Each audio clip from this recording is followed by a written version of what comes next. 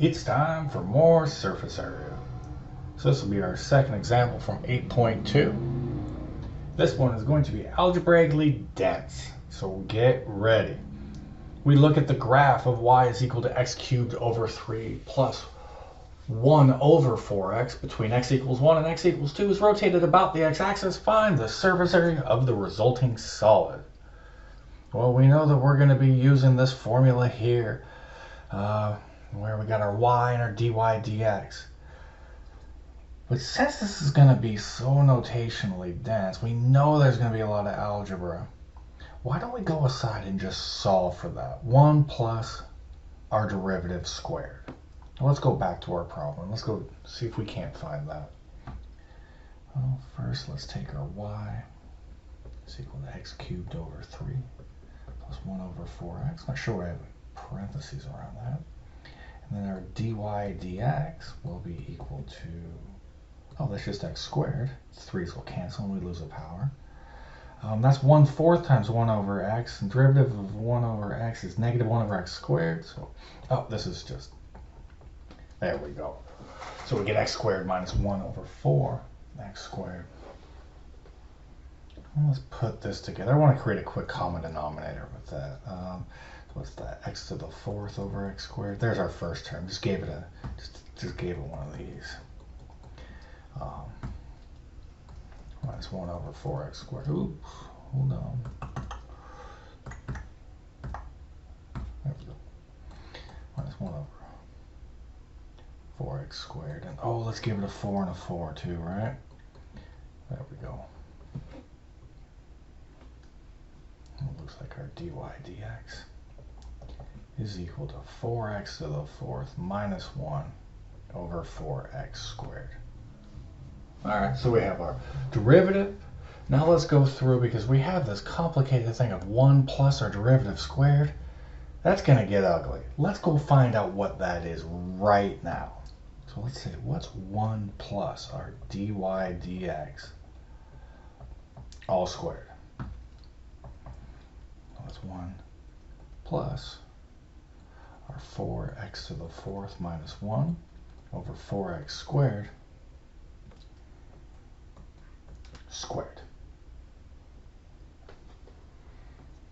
Now there is a ton of work to do here. So we're going to end up with 1 plus. Now this numerator is going to expand and I'm going to quickly run through it. Hopefully you can follow along. Ooh, I need a minus in there. Gosh dang it. Come on. You got this. Alright, plus 1 over 4x. Not 4. Come on, we're squaring it. I'm going to get it. 16x to the 4th. So we look back at our original, our little 1 right here, and let's make that a 16x to the 4th over 16x to the 4th so we can put it all together. So what's that going to give us? 16x to the 8th. And then there's that little trick again. Look at that center with a negative 8x to the 4th. We're going to add it to 16x to the 4th. Uh-oh, here it comes. Positive 8x to the 4th plus 1 over 16x to the 4th. It's that trick again. There it is. So this is going to be the same as that, except we're not going to have a minus in there. We're going to have a plus. So we're going to end up with 4x to the 4th plus 1 all over 4x squared. There it is. Let's make that thing green and pop it up on over to our problem.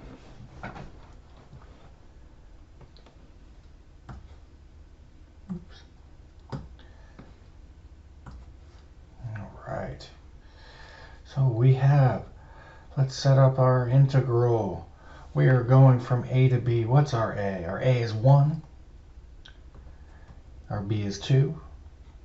Our y is that long mess, that horrible looking thing.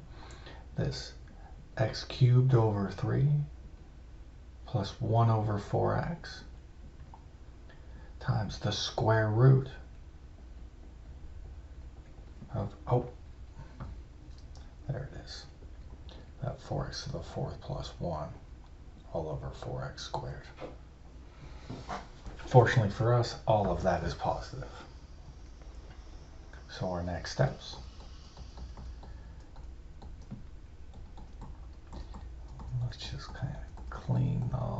this up, and we're just going to be left with our 4x to the 4th plus 1 over 4x squared, because the square and the root will just merely cancel out.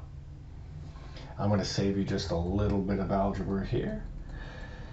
If you were to expand all of this out, you're going to end up with x to the 5th over 3 plus x over 3 plus 1 over 16. And instead of writing the x cubed down at the bottom, let's write as x to the negative 3rd power, so we can see how quickly we can get this to pop. Now we have our 2 pi, and now let's evaluate our integral. So we're going to add 1 to that and divide it out. So what's that? X to the 6th over 18. We're going to add 1 to that, so our x turns into x squared, and we're going to divide by that 2, which makes it 6. We're going to add 1 to that, so we're going to get our x to the negative 2nd power, or let's leave it down below. And so that's going to be the 2, negative 2. Oh, it changes that sign to the negative, and we end up with a 32 down the bottom. Cool. We're going to evaluate from 1 to 2. If you put it all together, you're going to find out the answer is 515 pi over 64. That's a mother of a problem. Get your practice on.